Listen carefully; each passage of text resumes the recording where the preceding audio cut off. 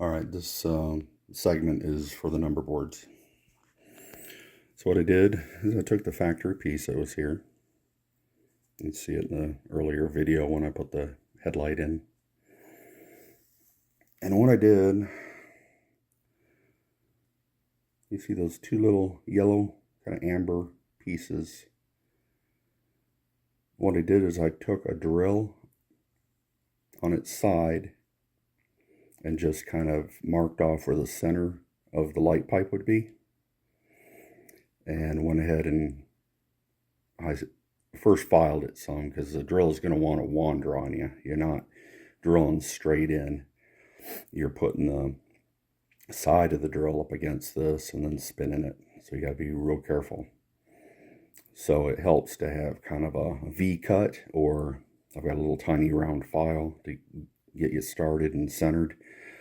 And then I ran that until it would be deep enough to accept these LEDs.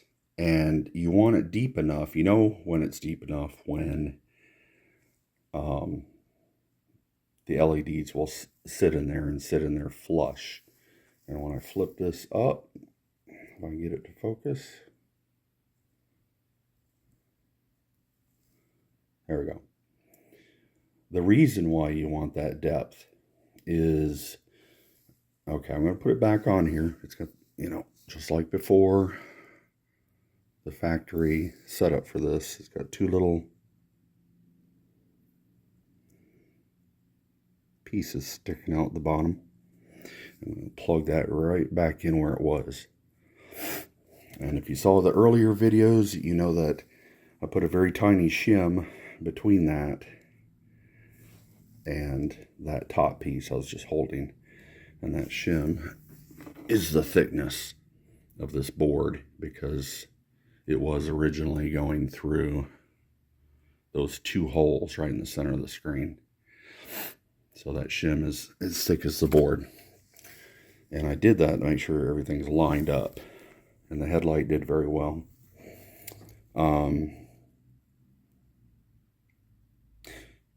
They're not quite that yellow, but they do look yellow. But I'll get to that. So what I did is I tucked the wires underneath. I'm not sure how well it picks it up pretty good. I just cut tiny little V's where the wires are going, so they're not going to interfere with anything. And what helps is putting the one LED in place and then using CA, let it dry completely, and then move over to the other side. And you're just kind of walking this thing around until you got the wire going where you want. In my case, I wanted those two black thin wires sticking out the back.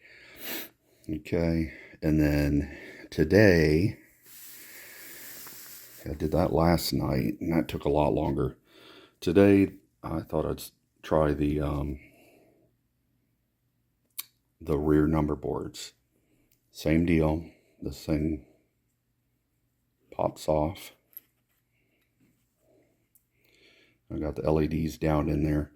Now I came across a pretty cool trick because I do the step lights, and they're murder, because you try to put a little CA on there and then put the LED and try not to move. What I did is I got these little micro clips. I got it where I needed it, and then just snipped it right on there, so it was holding between the LED and the plastic behind it. And then you can just walk away for a bit, and then when everything is dried, you got to kind of do the same thing.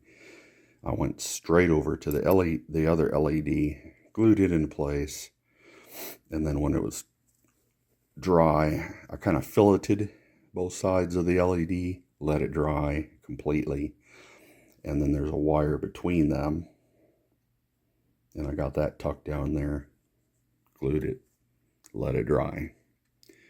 Now when you see this, if I get it back together here, there we go. Things are really tight on this thing. Those other two kind of squares that are turned, that's your class lights. And then the very end piece here, down inside, is where the rear step would be. So I used to, basically it's just seriesed. So I'm coming off my common power wire, going through the LED in the front, then over to the other LED, then it comes around to the back, through those two, and then comes back to 1,000 ohm resistor. And I've got it on, it's function 26, I do believe. And then I took just a touch of the clear yellow. And when you're doing it, it's best to have it on. And I don't want to put too much on it. I just want it to look more incandescent. And I believe it does, because before I put the paint on there, it comes across on the camera bluish, but it's white. And this is an older locomotive. It should have incandescent lighting, and well, from the factory it doesn't. The headlight I've already touched on is already built to be that way, to look incandescent. So let's put this on the track and see what it looks like. All right. So we got on the track with the power. What I typically do is you got to double check everything when you got wires hanging out like this. That's why I try to just do one at a time. I'm happy with the headlight and its brightness, so I know what I'm doing there, so I just disconnect it. So it's less to have to worry about. All right, so function 26. There's the front.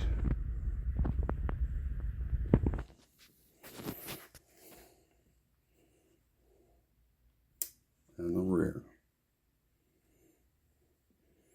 So I'll go ahead and turn everything off.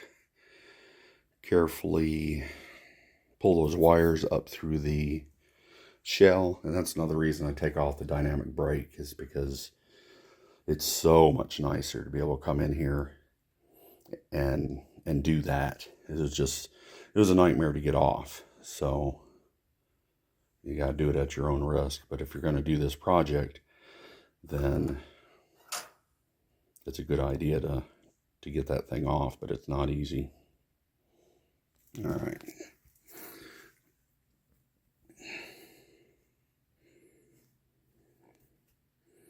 I need to start using my expensive camera, because this phone, it looks, on camera here, it looks a tad more white, but I can assure you that what you saw previously, it has a little bit of a yellow tint. So I'm looking back and forth, and I can see it. There is a little more yellow than what's being shown here. And then luckily the back, it's pretty bright here. There we go. The back is just as bright. Now we're getting bleed into the headlight, and that's to be expected, because it's wide open. So there's light flooding everywhere. There's probably a trace of it in the class lights, if I were to turn off the lights. I'm going to make a tiny little shelf. Yeah, you can even see down through it. I'm going to make a tiny little shelf that mimics the end of this. And it's going to come right up to the back edge of that plastic piece I was showing, where the LEDs are. And that will sandwich on top of it. And what that'll do is it'll stop any light bleed like we're seeing here, and with the rear light, it'll block that. And then on top of that shelf, I'll put another one of these 3mm LEDs. And the old housing is around here somewhere. And it's just a little box with one end, well, two sides cut out. And so I'll put that on top of that, and that will block that. All right, there we go. And that's the difference between using a cell phone and something professional. That color and brightness is almost spot on. There's a touch more yellow, but that's why I'm doing these LEDs the way I am, is so that I can go back and add or remove as much of the yellow as I want. Let's see if this is gonna, now that it's completely dark in the room, or almost completely. Yeah. Yep, that's what it looks like. And that's perfect to me. I don't want it blooming. I don't want it to look dim. There still is light. But that looks good. I like that.